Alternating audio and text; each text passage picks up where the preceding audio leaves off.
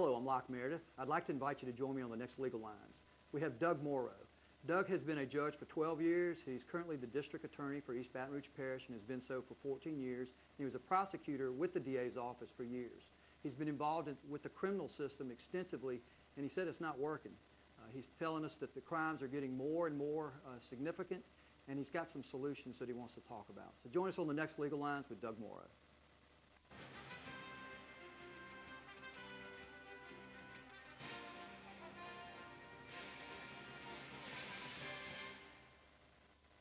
Welcome to Legal Lines. I'm Locke Meredith, and I'm pleased to have on the show Judge Doug Morrow.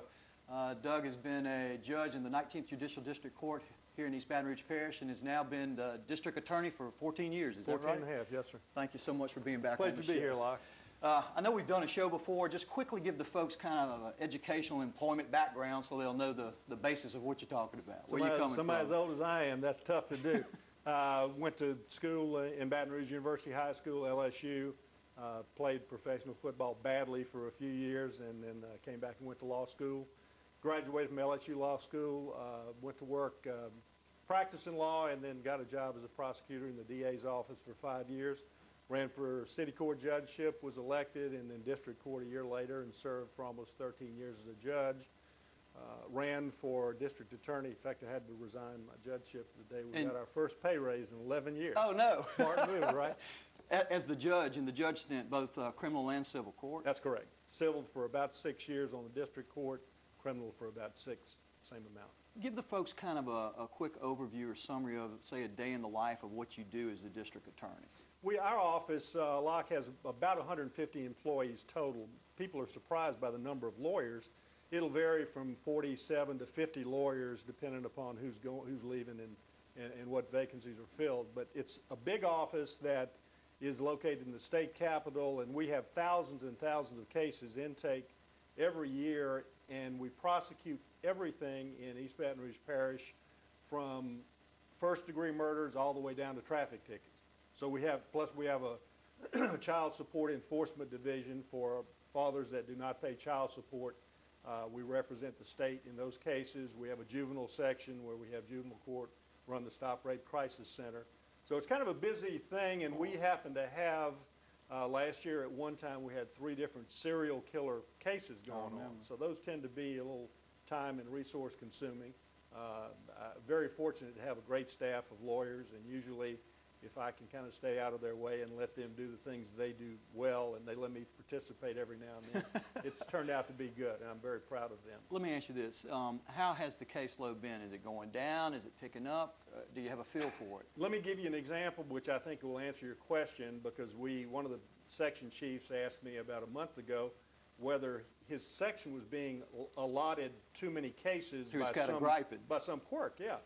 And so I checked the number, and the allotment had increased in his section 36% from January the previous year to June the previous year. So he's doing 36% more cases. More cases coming in. Well, we ran the numbers on all of our sections, and across all sections, it was the same amount, which tells me there was a 36% increase in the number of cases being sent to us just in that time period over 1 year. How does a case get sent to you? Take me from from a person committing a crime and being arrested to the point that it gets to you and into the judicial system. I'll give you the typical one. The typical one, a crime is committed, the citizen, a burglary victim reports it to the police. They'll do an investigation. When they clear it with an arrest report is written. The person is put in jail, obviously. Arrest report comes to us. We evaluate it, review it. Generally, we have to do our own investigation to verify the accuracy. You as a lawyer know that. You got to verify the accuracy of all the information. And the reason you're doing that is for your guy to determine whether or not he thinks he could prevail at court. Exactly, because if we cannot charge someone and convict them after a trial, then ethically we shouldn't bring the charges at all. We have a pretty high ethical standard that we're required to meet, and that's the way it ought to be. And you're wasting limited resources. Absolutely. So we then file the appropriate formal charges. The defendant is brought in, and the criminal process starts much as the civil law process would be handled, with the defendant making an appearance. Pre-trial proceedings, a trial or a guilty plea, sentencing thereafter. And when you multiply that by thousands and thousands of cases a year, it becomes pretty burdensome, and the criminal justice system also has built in a lot of protections for defendants that didn't exist in decades past. What do you mean? Well, there are many the Miranda warnings, for example. The Miranda warnings, those are good.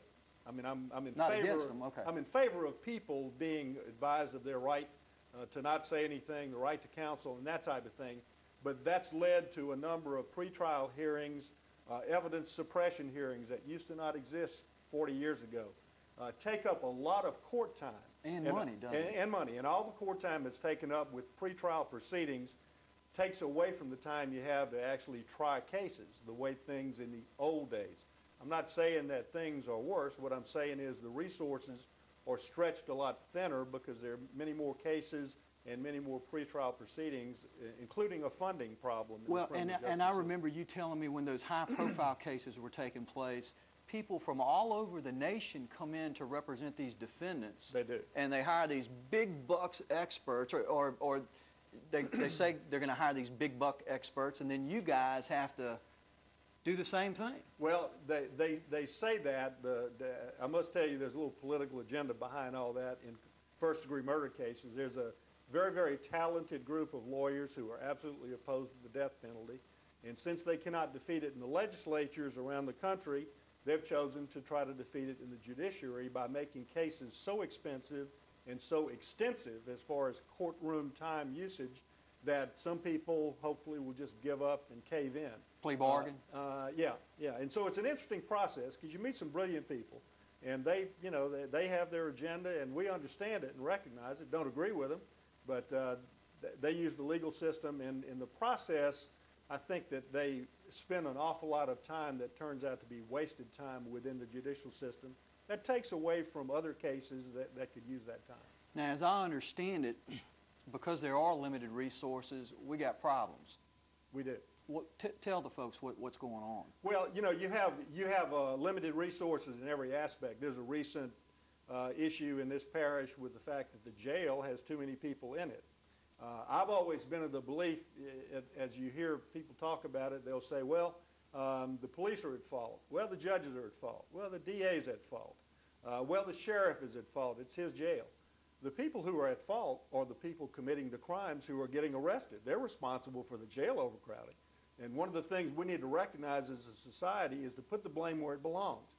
If we were to be able to appeal to the public to say, look, our jail is overcrowded, how about not committing any crimes for a year? It'd be nice, wouldn't it? Now, if they would be responsive to that, we can solve that problem. That ain't going to happen, though, But is until criminal conduct stops, the police are going to have to respond to it. We're going to have to respond to it. The courts are going to have to respond to it.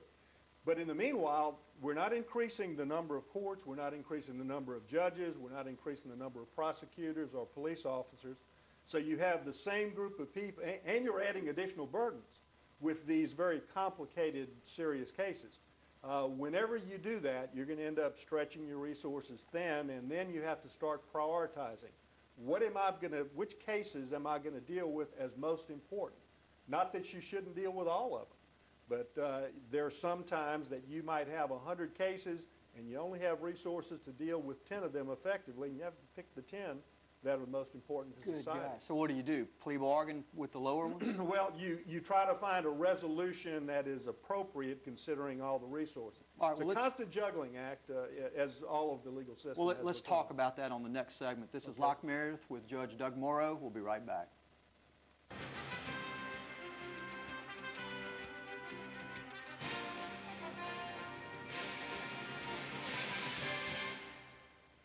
Welcome back to Legal Lines. I'm Locke Meredith, and again, very pleased to have on the show Judge Doug Morrow. He's currently the District Attorney for the Parish of East Baton Rouge for the last 14 years. Doug, we were talking about, basically, we got more and more crimes being committed, very limited resources in terms of money and people, with the police, with the DA's office, with the judiciary, and now with the jails. What do we do? I mean, you said, tell everybody quit committing crimes. We know that ain't going to happen, so what do we do? Well, there's a premise when you have this discussion, and people always talk about the problem of crime. Let me give you an example. There's a famous basketball coach, John Wooden, who has written several books and was very successful with UCLA, won 10 national championships in 12 years. And they asked him about winning. Is winning your goal? He said, no, winning is a byproduct of what you what you have to do right is pay attention to every detail, every step of the way. So you never consider winning as your goal. What you do is take one step at a time and do it perfectly. From putting on your socks right, tying your shoes right, learning how to dribble with both hands, every little detail. In the same way, crime is not the problem. Crime is a byproduct. It's a byproduct of a society that's got real problems. Because in order for crimes to be committed, you have to have people willing to go out and commit them. You have the chance, Locke, every day when you wake up, you know, should I go in the Circle K with a gun and rob it, or should I go to work and be productive and earn a living?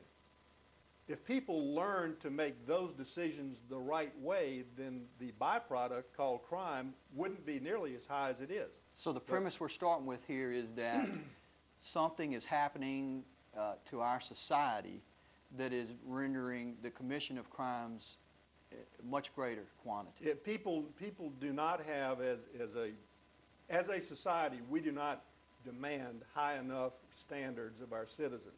We don't demand children to behave in an excellent way. We don't demand children at home to learn things, the principles of a free society, even before they go to school. So they end up, they end up oftentimes going to school ill-prepared. They have no basis of belief in what their role is in society. And to make matters worse, we have schools that are not allowed to mention the belief in a God, which in my view is one of the foundations of our society. I think it's essential to have a belief in a supreme being if we're going to survive as a society. And you're coming at this from a perspective of having sat as a judge and as a prosecutor and then as the district attorney. And I guess the basis for those statements are that you have seen the history of thousands and thousands of criminals. There's a common trait that exists in all people who do evil things, and that is that they do not believe there should be a consequence for that conduct. They don't perceive it as evil, or they just don't care. It's no great coincidence that once people get in prison, they all of a sudden start looking for the Lord. Some of them truly find it, some of them are faking it. But some of them do find it, and some of them are able to change their life around because of it. But if you have a society that is built upon the belief that we are the smartest in the history of the universe and we're responsible for all of this, I think we're a little delusional. Because we obviously make mistakes all day long, every day. We certainly are not capable, haven't created all this. And my belief is that our country was founded on the belief that there is a supreme being. Our rights come from him. They don't come from government. They come from the supreme being. And government exists for the purpose of protecting the God-given rights that we have. That's what government exists for. We've gotten way away from that in our big government type of system. So your logic is that the problem is in the beginning of the educational process of the child, and it's not just teaching them norms and stuff, but it's basically teaching them accountability to a supreme being? In the beginning of the education of the child, I'm talking about from birth. We encourage in our society, wrongly I think, lack of families. We have children being born in a majority situation that do not have a mom and dad. We have single-parent families all throughout our society. And we, as a group of lawmakers in Congress and in the state legislature, we seem to encourage that conduct. When actually the conduct that ought to be encouraged is to have a two-parent family who raise children from the time they're born in a loving household, but with rules. And those rules, I suggest the Ten Commandments is a pretty good place to start. I think that's the best place to start for children to learn that there is a right and a wrong, because that's all the criminal justice system deals with, is people who are doing wrong things. We don't charge people with crime for doing right things. We charge them for doing wrong things. If they learn to make decisions that are based on right or wrong, we do away with the problem of crime in a large percentage. All right, how did we get here then? Where, I mean, again, I guess there's assumption, and I believe it's statistically borne out, that the divorce rate has gone up high, so we have a disintegration of the family unit, and that crime has significantly increased. So what has happened, and when did it start happening, and why? Let me use, if I might, another sports analogy. I think they're very appropriate in this situation. You've seen successful teams of whether it be baseball, football, basketball, any successful teams. There's one thing that's common with the teams that are successful, and that is that the players and the coaches all have high expectations of each other, and they demand excellent conduct from each other, both on and off the field. Society needs to do that too. We have lowered our expectations of each other. We don't expect much of each other. Heck, we're Americans. We're the greatest country in the world. We have to believe that, but in order to believe it, we have to act like it. And that's what we have stopped doing as Americans. We have so many people that complain about everything. They complain that government is not giving me this, government is not giving me that. Our society is based upon the belief that you have personal responsibility and that you should make your own way and you should help the unfortunate people along with you. That's, in my view, the basis of society, but we've gotten way away from that. How did that happen? Well, you know, it's a natural human tendency. What do you mean? For governments historically have reached a point where the people who are in power, in order to retain their power, they want to have constituents. And they want to have a constituency that's answerable to them. So they create factions. Exactly. Division. And what they do is they then do things that make those people dependent upon them. That ensures that I'm going to get reelected. If I have a group of people I can rely on that are dependent upon me for their well-being. Well, from a political standpoint, oh yeah, I can understand that. From a self-government standpoint, it doesn't work. I don't want somebody who is going to do everything for me. I want to be able to take my own garbage out to the curb because I don't want government coming into my bedroom to take my garbage out there. But if I let them get too close to the house, they're going to end up in the house. And that's one of the things that our society, and it's a natural human tendency for people to want to control other people's lives. You have to be willing to take personal responsibility for yourself, to raise your family properly, to help your neighbors. There are going to be many unfortunates. We have churches that have grown up with the idea that you help each other as a community, not through government, but through help because you voluntarily want to do it because it's the right thing to do. We've gotten way away from that, and we've let government take over the responsibility of doing things that we ought to be doing for ourselves. All right, let's talk about what you see as a potential solution or how people get involved on the next segment. This is Locke Meredith, Legal Lines, and Judge Doug Morrow. We'll be right back.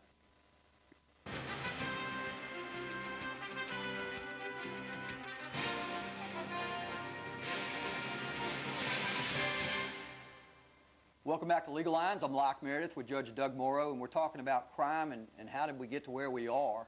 And Doug, you were indicating it's your opinion that crime has increased because, frankly, the family unit has disintegrated and there's not personal responsibility. How do we fix this? I'm going to use my sports examples again, if I might. I'm going to talk about John Wooden once again. In his books, he writes in all of them that at the beginning of every season, the first thing he does with his UCLA basketball players is to go in the locker room, take his shoes and socks off, and demonstrate for them how to properly put socks on, to remove the wrinkles, explaining to them why it's important. If you have wrinkles, you get blisters. If you get blisters, you can't perform to the top of your ability, so you let the team down. Interesting. Vince Lombardi, when he went to Green Bay, they were a doormat of the NFL. First thing he does in the first meeting is come out and says, "Gentlemen, this is a football." The answer to your question, I think, is you do exactly what those men did. You go back to the very basics of our society. What is it that made our society great? Our founding fathers believed, first, and the Declaration of Independence certainly proves this, that we didn't get our freedoms from government. We got them from God. So a reintroduction of a supreme being into our society, in public schools, in public discussion. You know, amazingly, after the 9/11 event, public prayer was rampant, and it was praised. And then we got away from it because our attention span is so short. Well, we got to stick with it. We got to go back every day to basics and do the basics right every day. A belief in God, I think, is essential. And a willingness to encourage others to have a belief in God, I think, is essential. Certainly a belief in God-like principles. If you don't want to say that you believe in God, there's certain principles that everyone agrees with. Don't kill people. Don't steal from people. That's a good place to start. If we don't go back to the basics, we have no chance, in my view, of solving this problem. And I think basics are a good place to start everywhere, every day in your life. If you do the basics right and you make all good decisions during the course of a day, then you're going to have a pretty good day. But if you spend all of your time ignoring the good things and all of your time trying to do the bad things, then we don't have much hope. I know there's very little participation, it seems, in the governmental process, meaning elections.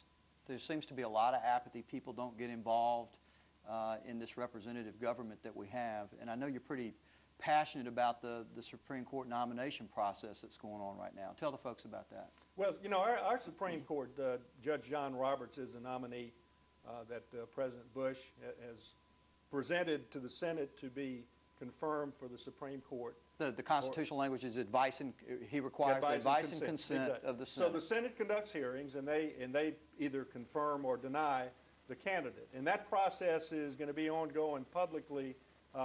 It's been in the media for quite some time. About a month publicly, now. It'll be ongoing in the Senate.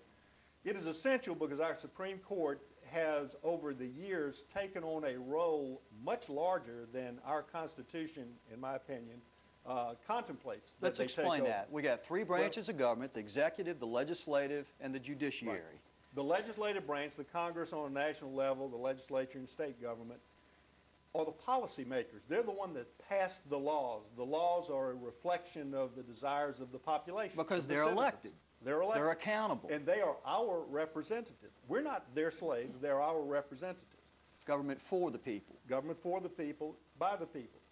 The executive branch administers those laws on a daily basis. The judicial branch interprets the laws in individual cases. So if there's a lawsuit, a criminal or a civil lawsuit, that is brought that relies upon a certain law or certain laws, the judicial branch, either in a jury trial or a judge trial or in some other proceeding, makes a decision relating to that case. And they were designed to deal with individual cases and make a decision in that case. The problem we have at the federal level, however, is... Exactly. The problem is the Supreme Court has chosen to give themselves more power, and since they are the last judicial voice on the ladder, nobody can overturn them. Which means there's no checks and balances. We were talking about this before. Correct. Each of these branches, the executive, the legislative, the judiciary, were supposed to be co-equal, so that none of them could usurp each other's power and run the show. But what's happened is, it certainly appears, is that the United States Supreme Court is taking over some of the responsibilities and powers of the legislature. And they're not represented. And it's not the whole court. It's only 5. And they will vary from case to case. You'll have a different 5, but right now you have, in some cases, there was the Kelo case dealing with eminent domain recently. Explain that real fast. With. It's where essentially the Supreme Court authorized that a local government can enact an ordinance or a law that allows a private individual to seize the property belonging to another individual if, in the view of that local government, they think a better public purpose can be served.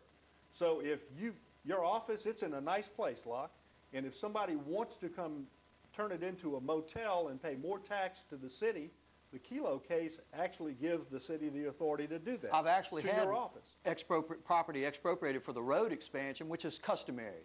That's clearly a public benefit. That's for public use, because the public uses it every day. But now the Supreme Court has extended this to benefit a private individual for alleged public benefit. A public purpose. Which is a legislative action. It is, and even in that situation, it is a violation of the United States Constitution. So the legislature doesn't even have the authority to do that. The court in that case has taken it upon itself to do it. And the thing that is dangerous when you have a court that gives themselves as much power as they want is that there's no restraint, as no check or balance. They're not elected, they're there for life. What it requires is people that have self-restraint. Very smart people, well-educated, who have self-restraint enough to say, you know, whether this would be a good or a nice thing in that community, we don't have the authority to do it. We don't have enough people in our society willing to say, I don't have the authority to do that. Thank you for thinking that I have godlike traits, but I don't have the ability or the authority to do that. Because what we have is 9 folks up there that are taking the actions of a representative government. And here's the issue. at least in my mind, the Constitution is what was supposed to be their check and balance. They're not supposed to do anything but interpret the Constitution. The problem is they're interpreting it in ways that just don't make sense and grant rights. Our federal government is theoretically now, this is over 200 years ago, a limited government. And all of the remaining powers are reserved to the states. Once the income tax was approved in 1916, the Constitution was amended to authorize the income tax. That gives a source of ready revenue to the Congress whenever they want to bring money into Washington. All they got to do is tell you, hey, Locke, I think you need to pay a little higher percentage of your revenue to us. That means that government gets bigger and bigger, and it's more powerful. When you have an allowance that you pay your children, the power of your having it in your pocket is very strong. Oh, yeah. Because they have to do what you want them to do to get it away from you. Well, that's the way the federal government, that's the role that they have now assumed, and that's a role that's inappropriate in my view. So the moral of this story is, folks, get involved in this process, vote, and get involved in the nomination process. Let your senators and representatives know. This is Locke Meredith with Legal Lines and Judge Doug Morrow. Thank you for being with us. We'll see you next time.